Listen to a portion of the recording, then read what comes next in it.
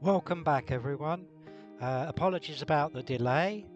Big thank you to everyone who's subscribed and commented. Having completed the greenhouse roof, today I'll be covering a few things I've been meaning to deal with for several months. Firstly, though, I needed to paint the framework to the greenhouse. I'd already done the roof part, but it was time to do the internal structure. So I was able to complete painting the inside structure, but unfortunately at a later date I'm going to have to remove the plastic walls to clean them and to allow me to paint the outside parts of the structure. One of the other things I've been putting off for several months is cleaning out these three big green composters. Unfortunately, it looks like the previous owners decided to fill it with plastic. Um, Lots of little bits of plastic, spoons, forks, pet bottles, containers, all kinds of plastic. Here you can see a close-up of the kind of thing that they were filled with. And of course, anything that smells bad, Dash is very interested in. Um, this took a couple of hours, to be honest. They're pretty big containers. In the end, it was easier just to actually tip them over and pull all the bits of plastic from it as much as I could, and then restock it with leaves and food scraps.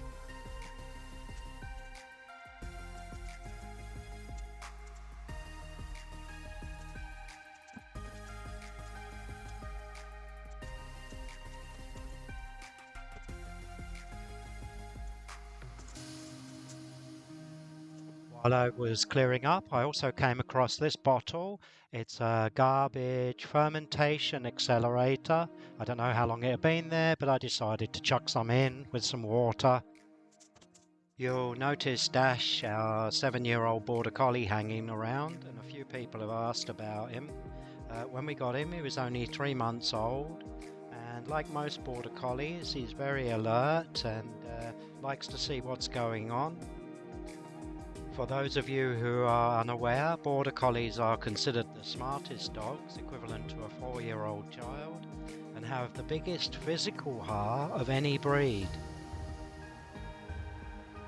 Anyway, back to work. This is the pressure washer that I bought. It's a petrol-powered one with 3,100 psi.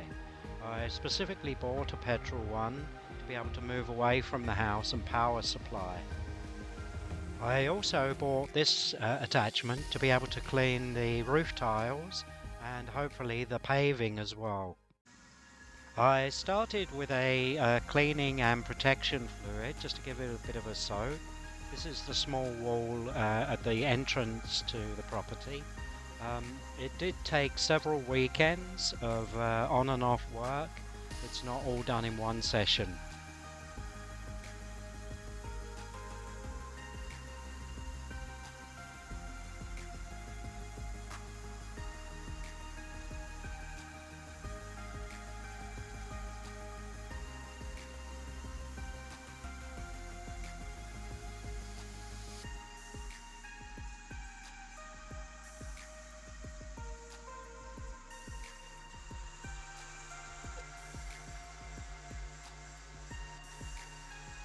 Once I'd given the first part a good soak, I then came back, changed the nozzle on the pressure washer to actually do the cleaning.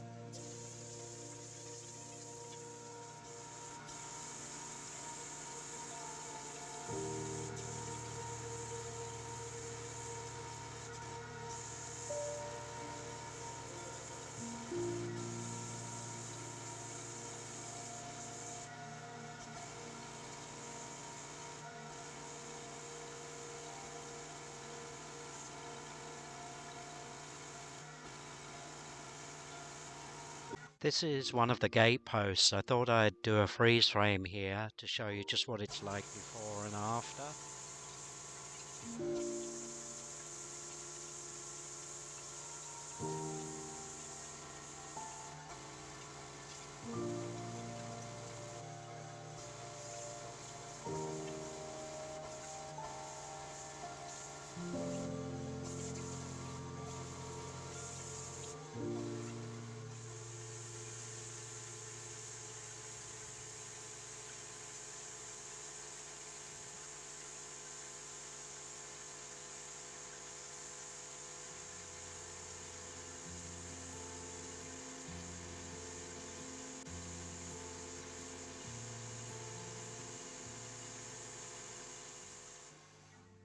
And a final walk around.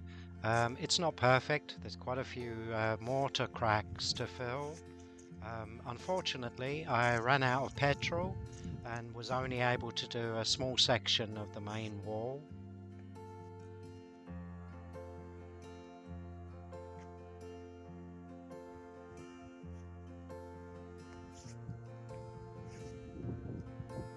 Here you can see how far I got, probably about 5 or 6 meters down along the main wall. I'll have to come back next weekend and give it another go.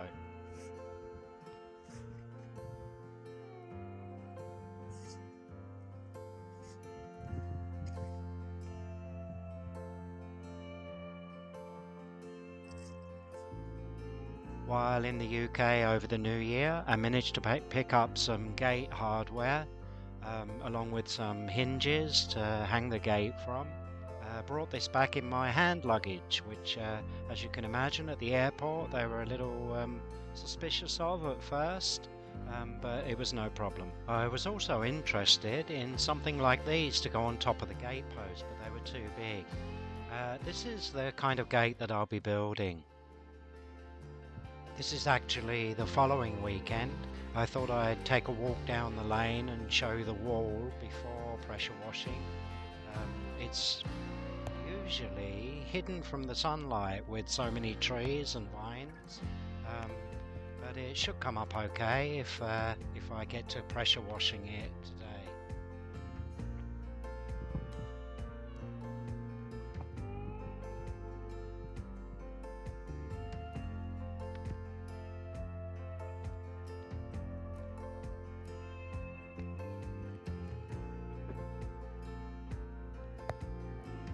There's Dash, who thinks I haven't noticed him. Yeah, he'll have to come back.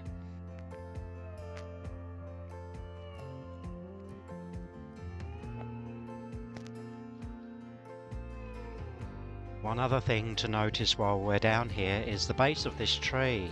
It's eroded away. I hope it's not going to come down soon. It's very big. First I needed to clear away all of the leaves from the bottom of the wall.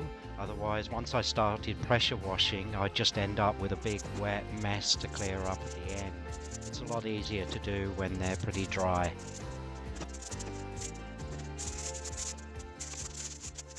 I soon discovered more bamboo on the corner. You can see the root structure going under the ground and the smaller roots which actually support the soil and prevent erosion.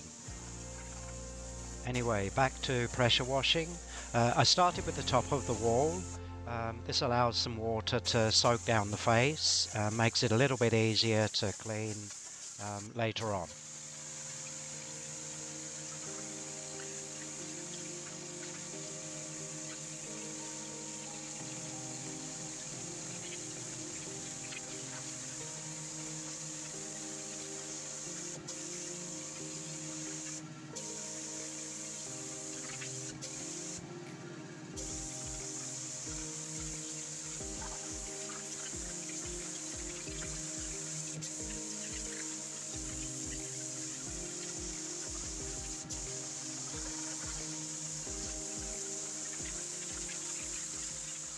These concrete blocks have been here quite a while, and as you can see, unfortunately, some of them are broken away a little bit on the faces. That's going to take a bit of repair work later on. If anyone has any ideas on how to go about this, please leave in the comments below.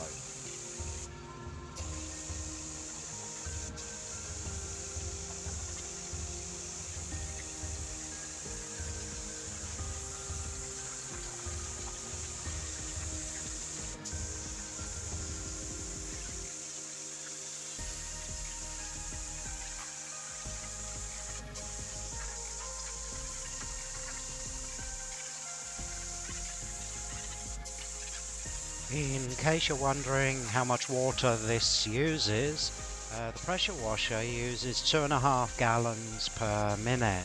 Luckily we don't pay for water as it's drawn from a well locally.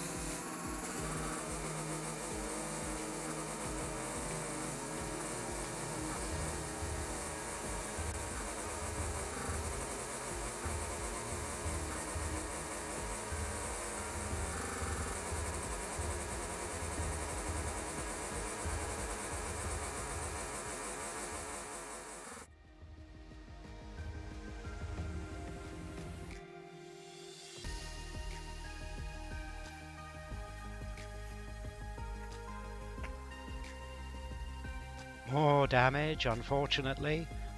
You can see that certain parts have just broken away from the face. I'm thinking maybe using some kind of mortar to actually fill and then possibly just painting the whole wall to give it some kind of protection. It sits pretty much in the dark most of the time, and I don't really want mold regrowing.